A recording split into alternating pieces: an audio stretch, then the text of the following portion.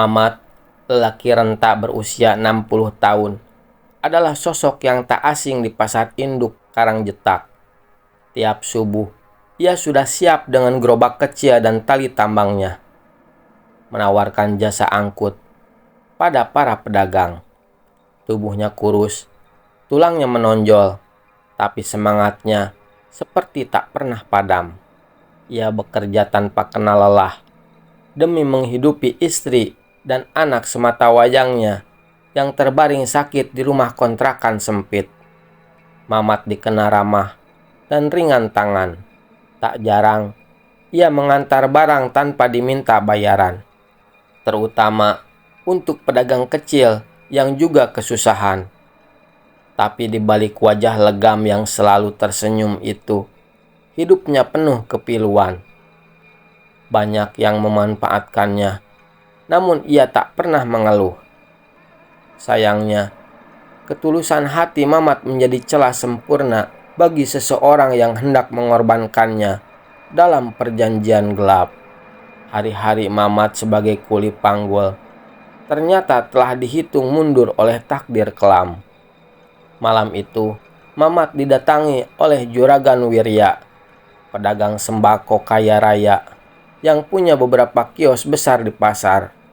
Juragan Wirya membawa kabar gembira. Ia butuh tenaga kuat untuk mengangkut barang dari gudang barunya di luar kota. Dan ia memilih Mamat karena dipercaya jujur dan tahan banting.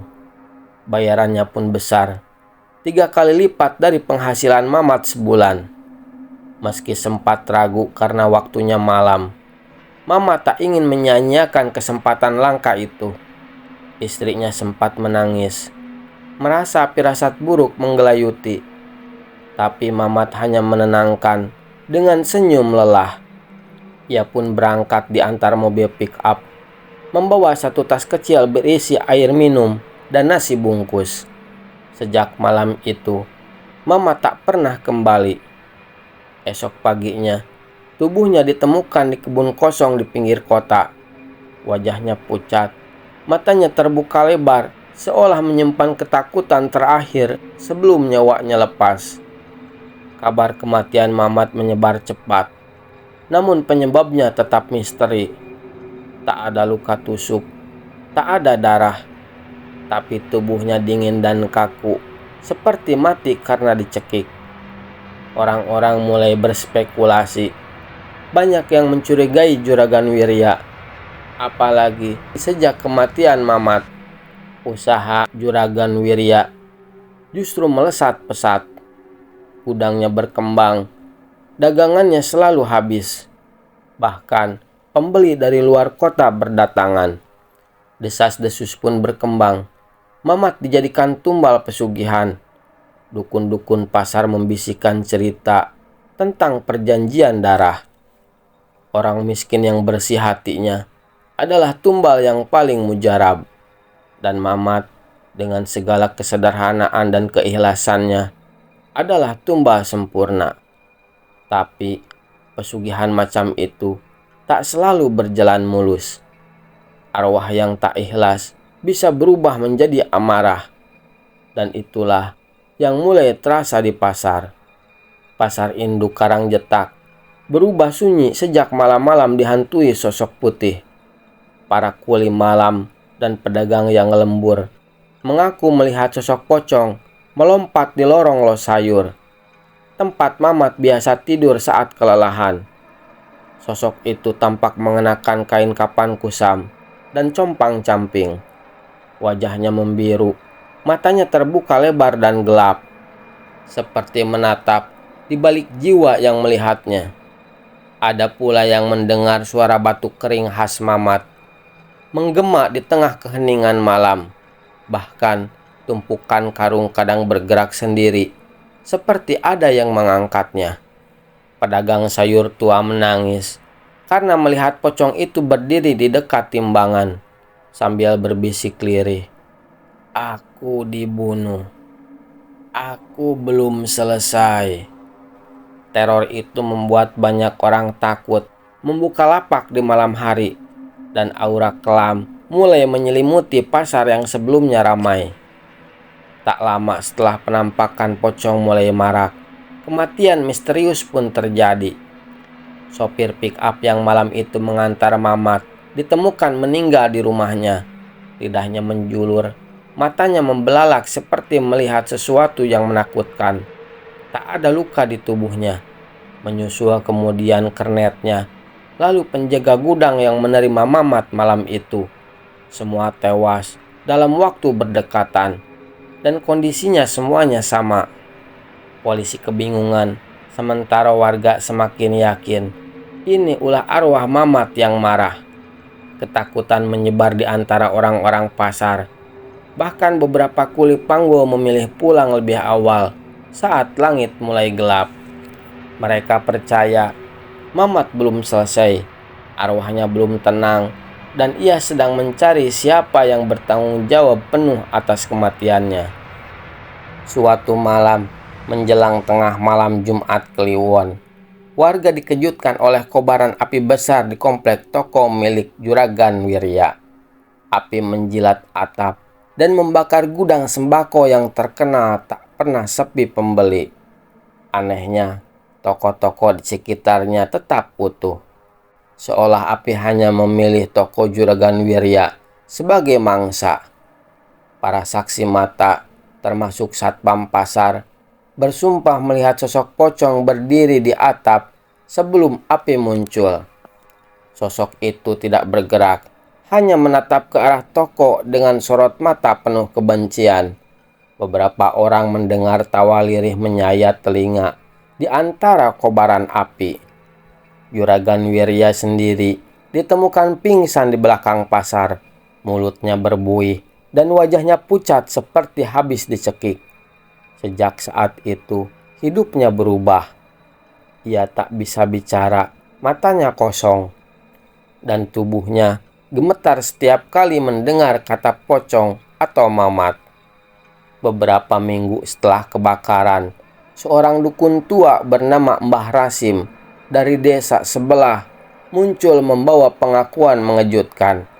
Ia mengaku pernah didatangi Juragan Wirya 6 bulan sebelum kematian Mamat.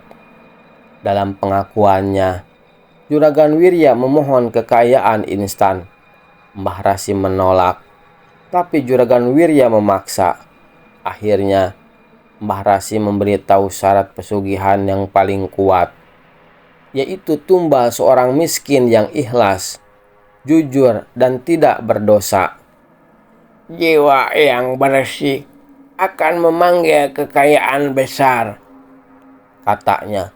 Namun, ia sudah memperingatkan bahwa arwah seperti itu tak akan mudah dikendalikan jika dibunuh dengan paksa. Juragan Wirya ternyata memilih Mamat dan menyuap para anak buahnya untuk membawa Mamat ke lokasi persembahan. Kini Mbah Rasim menyesal karena ritual itu memanggil kutukan. Bukan hanya kekayaan, tapi juga teror dari dunia arwah yang tak rela. Sejak tragedi kebakaran dan kematian orang-orang yang terlibat, pasar Karangjetak tak pernah sama lagi. Banyak kios tutup lebih awal. Beberapa pedagang pindah ke pasar lain. Para kuli panggul mulai membawa jimat dan air doa setiap hari. Mereka percaya roh Mamat masih bergentayangan di lorong-lorong pasar. Kadang terdengar suara gerobak ditarik, padahal tak ada orang, atau suara batuk yang menggema di malam hari. Ada yang mengaku melihat bayangan pria tua membawa karung di punggungnya, berjalan perlahan, lalu menghilang di ujung lorong. Aura pasar berubah mencekam. Pedagang mulai mengenang Mamat bukan hanya sebagai kuli panggul, tapi sebagai arwah pelindung bagi orang-orang kecil yang tertindas. Dan mereka tahu, selama masih ada ketidakadilan dan keserakahan, arwah Mamat akan tetap mengawasi. Istri Mamat, Bu Lela, akhirnya bermimpi didatangi mendiang suaminya. Dalam mimpi itu, Mamat duduk bersila dengan wajah tenang namun sedih. Ia meminta jasadnya dipindahkan ke pemakaman umum. Karena saat ini dikubur di tanah kosong yang tak layak. Ia juga meminta dibacakan doa dan Yasin setiap malam Jumat, agar jiwanya tenang dan tak lagi bergentayangan. Warga yang mendengar cerita Bolela bergerak. Mereka ramai-ramai menggali makam Mamat dan memindahkannya ke tempat yang layak. Setelah dimandikan ulang dan dikafani baru, Mamat dimakamkan dengan hikmat, diiringi doa dan isak tangis. Malam itu, pasar terasa lebih tenang. Tak ada lagi suara batuk, tak ada gerobak misterius. Para dukun mengatakan arwah Mamat akhirnya bisa beristirahat. Tapi mereka juga mengingatkan, arwah seperti Mamat tidak pernah benar-benar pergi. Ia hanya menunggu. Kini, nama Mamat hidup dalam cerita para pedagang dan kuli baru di pasar Karangjetak.